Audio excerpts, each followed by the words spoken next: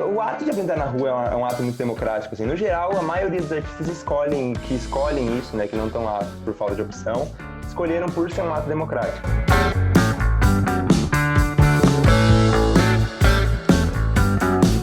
A arte de rua é a arte mais democrática de todas.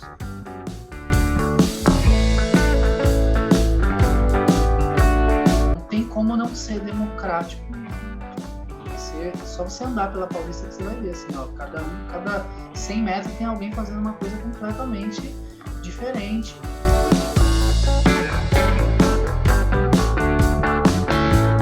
A arte, ela tem que ser democrática, né, para ela continuar existindo. A arte de rua, o artista, ele sempre vai expressar aquilo que ele pensa.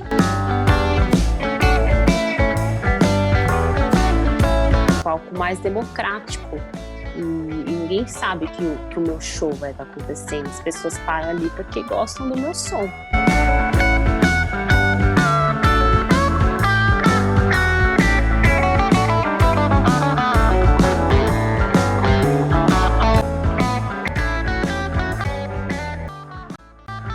Meu nome é Cacá Novaes, eu tenho 33 anos, sou artista independente e toco na rua tem 4 anos e meio, quase 5 anos.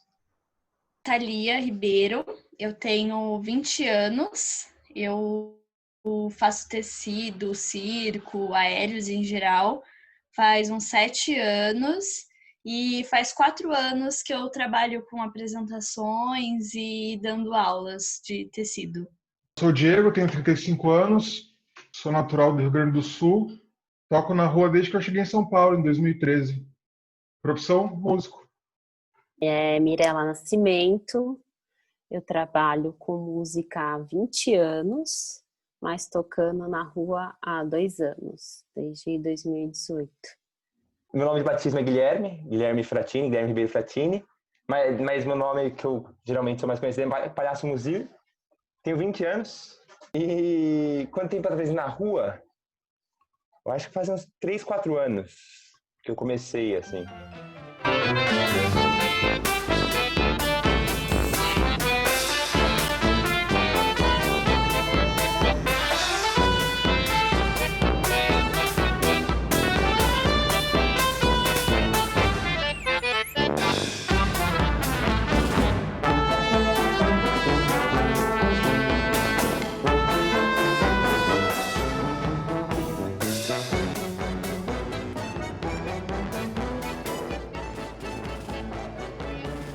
Eu era músico, antes de conhecer o circo, assim, eu trabalhei com música.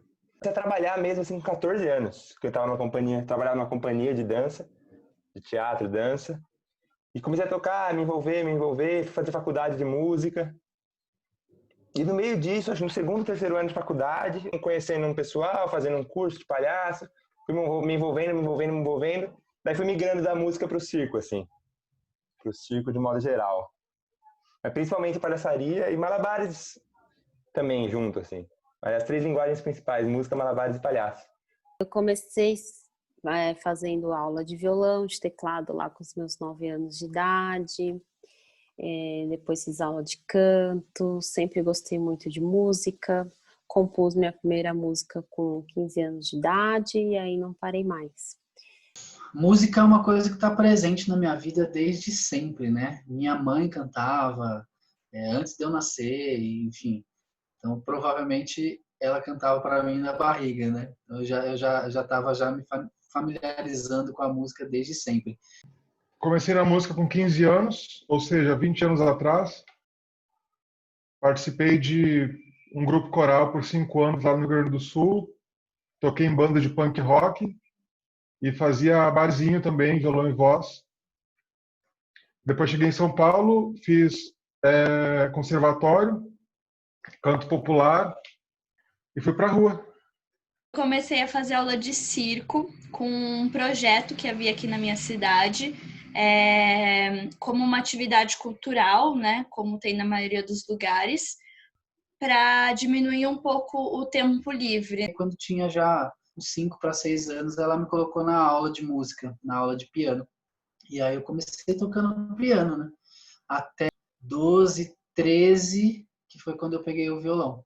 Aí peguei o violão com 12 para 13 anos e com 13 para 14 eu já fui convidado por um amigo da família que já tinha essa experiência de bar e falou, vamos tocar nos barzinhos. E minha mãe ia junto com a gente e com 14 anos eu já comecei a tocar em bar. E fui embora, tocando em bar, até uma hora que deu uma cansada, assim mesmo, uma saturada da coisa do bar e do público, enfim. Muitas coisas dentro do bar que já não faziam mais sentido.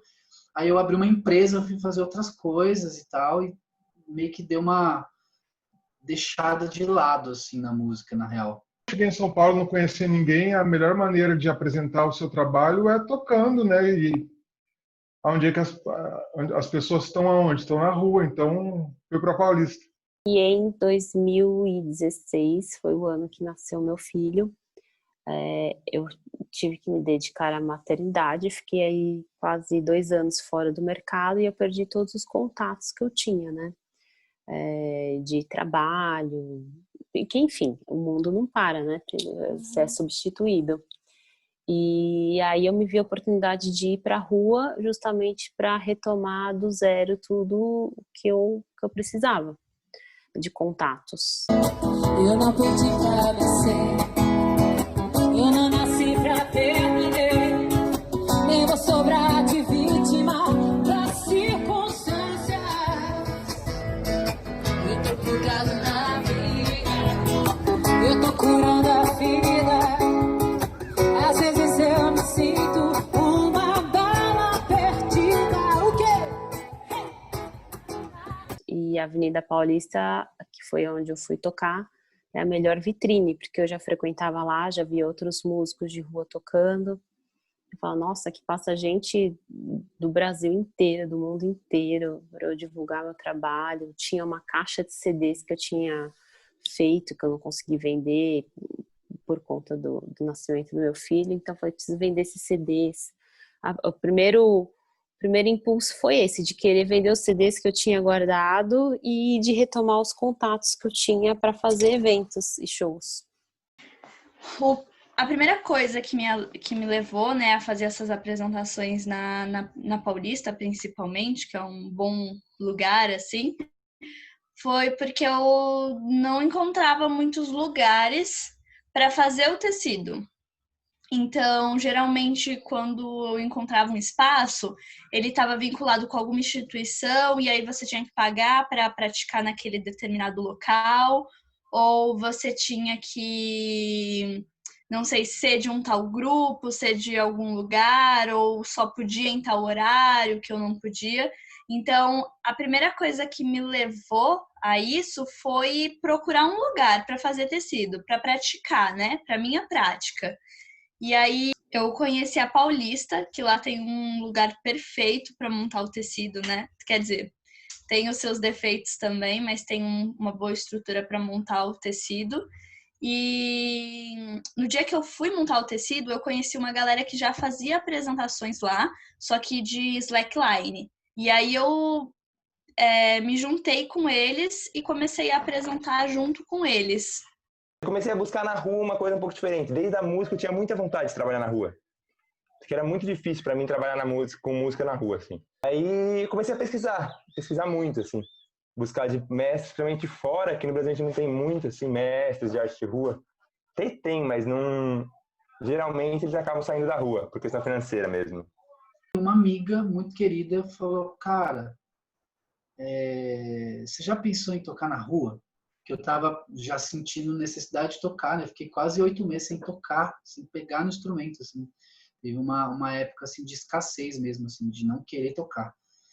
E aí ela veio e me apresentou essa perspectiva da rua. A priori eu fiquei meio, nossa, mas na rua? Tipo, sei lá, estranho, né? Tive um certo preconceito, como quase todo mundo tem.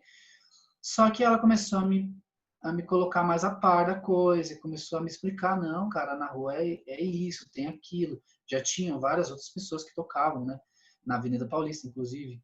E aí eu comecei a olhar para aquilo de uma forma um pouco mais amena, assim. Aí comecei a gostar da ideia. Ela começou a falar, e a gente teve muitas conversas até que eu resolvi ir, dar uma olhada, ver o que acontecia, e falei, meu, isso é legal, eu acho que é isso. E aí eu senti vontade de voltar a tocar e já foi direto na rua.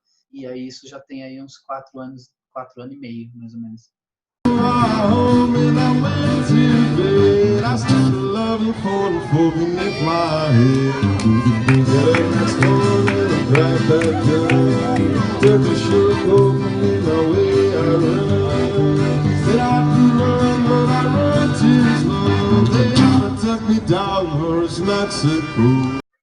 Uma das principais dificuldades na rua é o clima, assim, a chuva, ou se está muito quente, muito sol.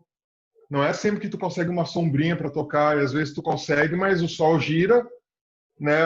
E tu fica no sol e não tem como ficar mudando de lugar, porque é muito equipamento também, né? Eu acho que uma delas seria o espaço público como um lugar proibido. Ele não é bem proibido e não é bem liberado. Então, essa é uma grande dificuldade, porque às vezes chega a polícia e pede para tirar. Então, tipo assim, não pode ter manifestação cultural se não for. Então, e nem tem uma lei certa para isso, mas eles encontram um jeito de nos deslegitimar, né?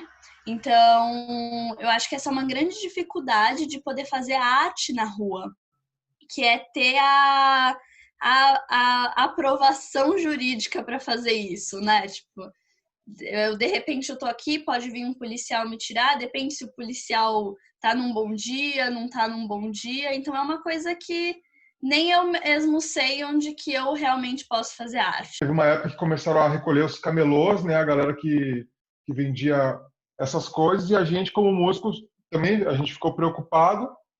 E a gente sempre quis legalizar, né? Porque a intenção não é fazer baderna, a intenção é levar arte para a galera, né? É o governo, né, que deveria ter essa responsabilidade de fazer isso se tornar uma prática legal, com, sei lá, como é na Europa, né? Ponto fixo, toca uma hora, sai, vai para outro ponto, outro artista vem no teu lugar, acaba sendo uma maneira de rotacionar os artistas, até mesmo para o público que é mais de um lugar específico não também se cansar e ter uma rotatividade, né? Existe até uma cartilha, quase ninguém sabe, inclusive muitos artistas de rua não têm nem ideia de que existe isso, mas existe uma cartilha com direitos e deveres, né? E são coisas assim que deveriam ser básicas, assim, como é que eu posso dizer? Orgânicas até, né? Porque você manter o espaço limpo e tal, que são os seus deveres, né? E por exemplo, não tocar de repente perto de um lugar onde tem um hospital, onde você pode realmente prejudicar alguém, enfim, que está em tratamento, esse tipo de coisa. Maneirar no volume, né? Lei do silêncio, putz, o cara tá lá meia-noite tocando com uma caixa ligada com som exorbitante, esse tipo de coisa. Mas assim, perante lei, é regulamentado e não, a prefeitura não dá absolutamente nenhum suporte, assim, nada, nada, nada, nada. A gente tem que ir por conta própria mesmo. E a outra coisa é a rentabilidade disso, né? Porque fazer arte na rua não é uma coisa que tem um retorno muito rentável. Então, às vezes, acaba tendo muito desgaste físico, emocional, para receber uma quantia em dinheiro que não suporte, né? Que não dê apoio a todo esse trabalho. O chapéu é uma realidade que no começo é muito difícil, assim.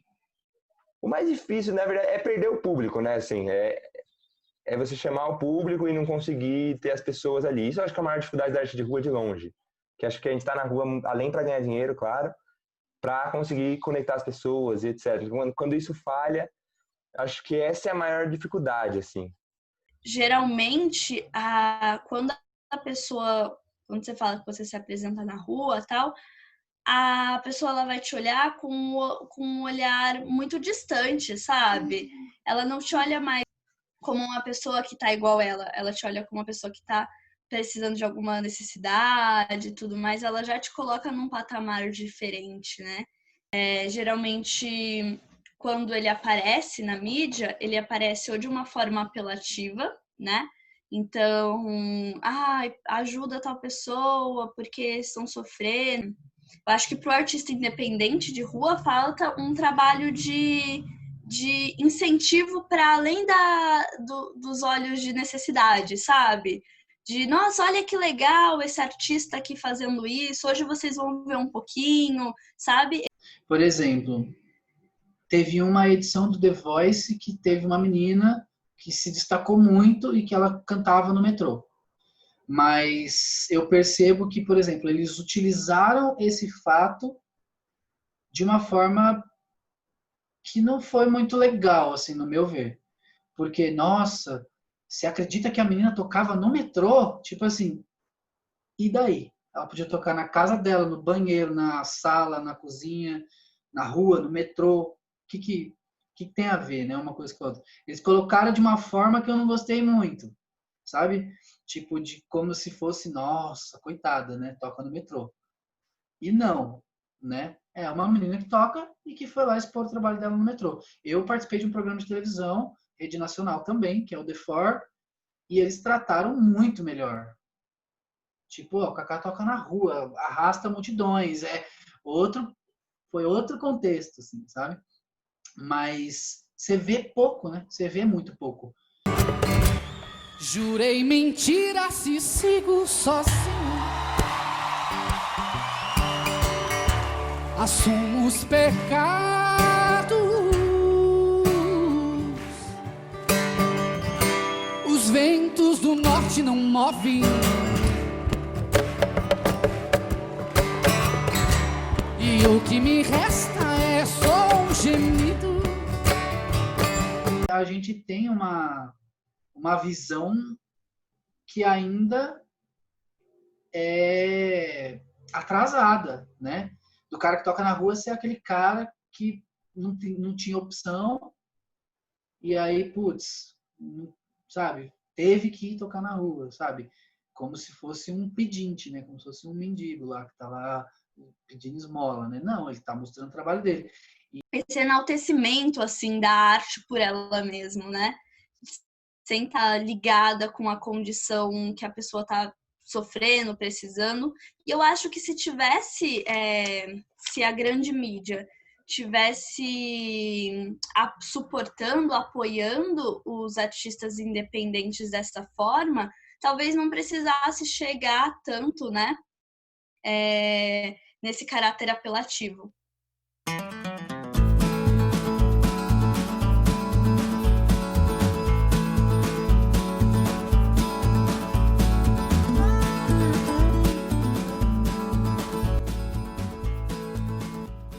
É muito gostoso poder fazer a minha arte num espaço público, né?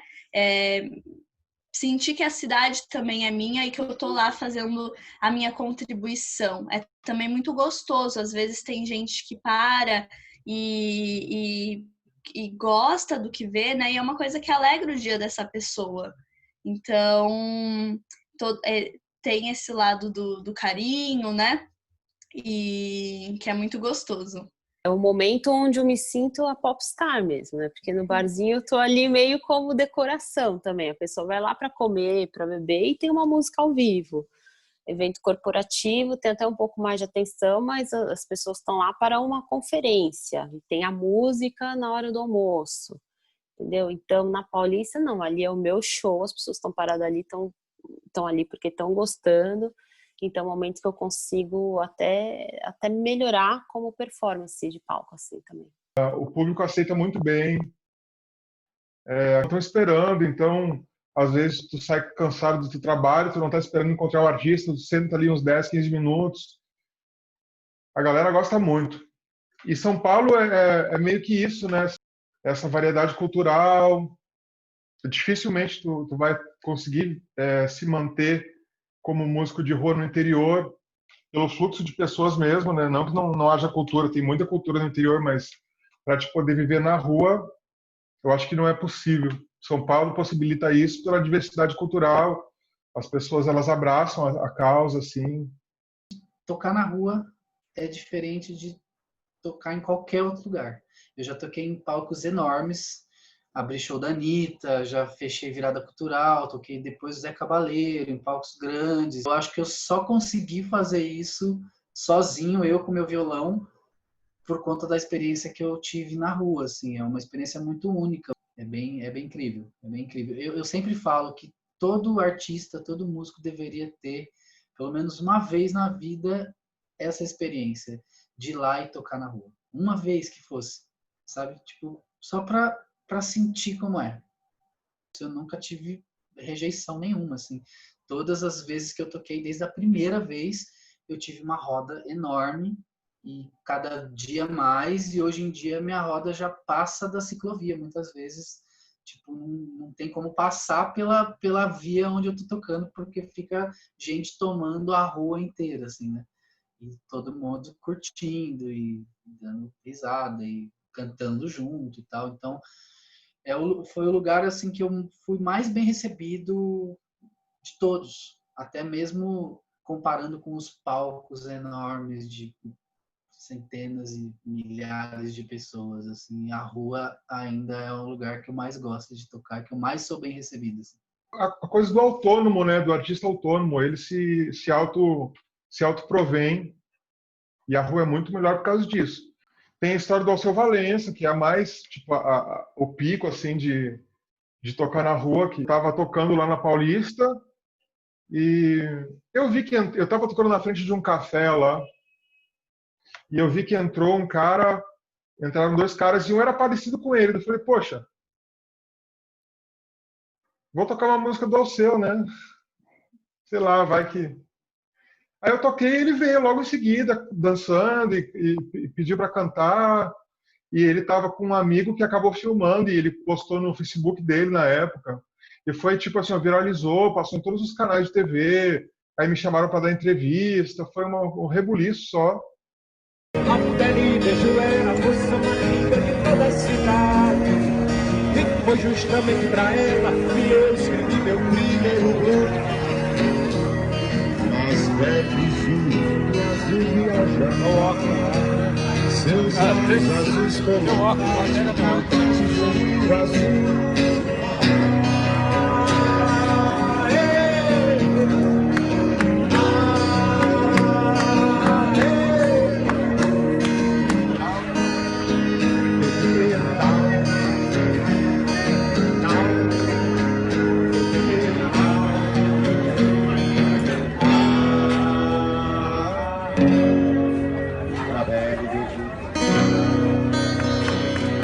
Foi muito gostoso, né? Foi muito gostoso porque tu sai do interior do Rio Grande do Sul, 20 mil habitantes, tu vem para São Paulo sem conhecer ninguém, e daqui a pouco tu tá cantando com um ídolo teu, é uma parada meio que para selar, assim, essa coisa do não tenha medo, saca? Faça o que você tem vontade, não se deixe...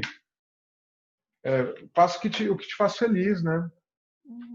Se dar uma volta quer dizer, agora não dá porque é pandemia, mas se fosse andar antes na Paulista, é democrática pelo público que pode assistir, todos podem assistir, porque tá ali gratuito, a pessoa, óbvio que o artista deixa um chapéu, uma mala, uma caixinha ali, para a pessoa contribuir se quiser, ninguém é obrigado a contribuir com quantia de dinheiro nenhuma. E todo mundo pode assistir, né? Moradores de rua, mendigos, tirando a moedinha e dando ali no meu chapéu, não aconteceu uma vez, aconteceu 3 vezes. Né? Os que tiraram e deram, e outros que assistiram e curtiram, ficaram deitados no chão da Avenida Paulista, nesse sentido. E tem o lado democrático pelos ritmos também que são apresentados lá, né? Tem sertanejo, tem uma galera do pagode, tem a galera do funk, tem a galera que vai para dançar, tem cenas de grupos de teatro que fazem uma encenação pública. Mas eu acho que isso também acontece pela Avenida Paulista ser esse polo cultural. E a arte em si é democrática, a arte de rua, né? Só por estar em espaço público, não ter requisito, a pessoa só fica se ela quiser. A pessoa não está obrigada a estar ali por moral do teatro, nem nada. Se quiser, ela vai embora. Então, a base da arte de rua é democrática. É uma arte totalmente democrática, né? Porque você faz o que você está a fim de fazer, você consegue realmente se expressar, né? Você consegue realmente expressar o que você quer expressar, né? E não o que a mídia acha legal, ou que fulano, ou que um barzinho decidiu que ali vai tocar aquela música. Então, ali é uma forma super democrática de você mostrar o seu trabalho, de você mostrar a sua arte.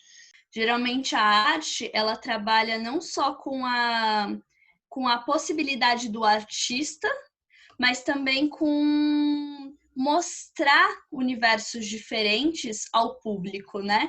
Mostrar possibilidades diferentes ao público. Então, olha, tem uma pessoa pendurada na Paulista. Eu nunca imaginei que desse para se pendurar. Eu nunca imaginei que desse para usar a Paulista desse espaço.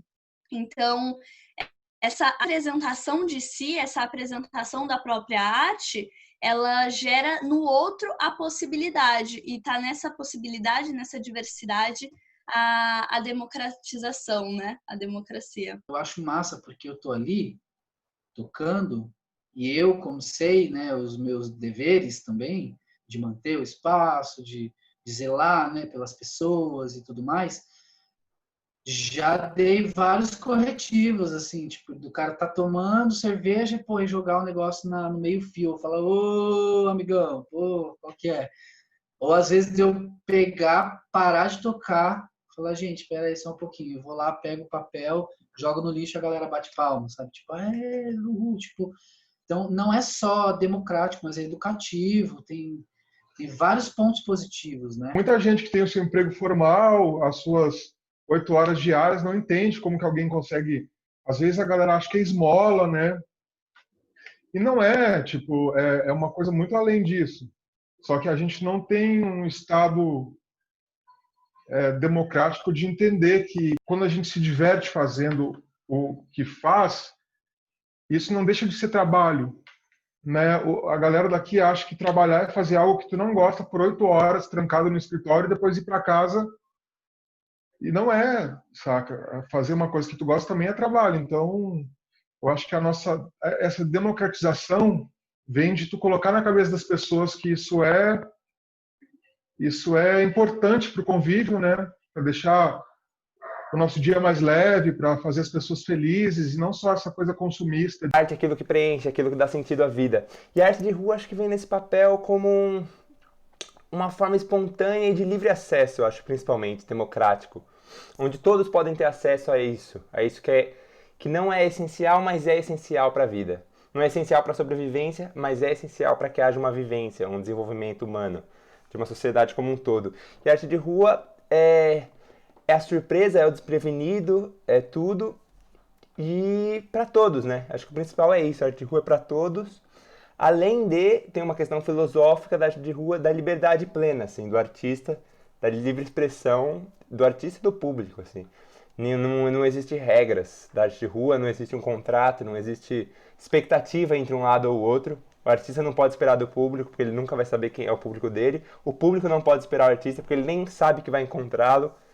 Então, eu acho que é isso. É o mesmo significado da arte, mas de forma mais democrática, para todos. Levar a arte para todos. Eu acho que o principal da arte de rua é isso.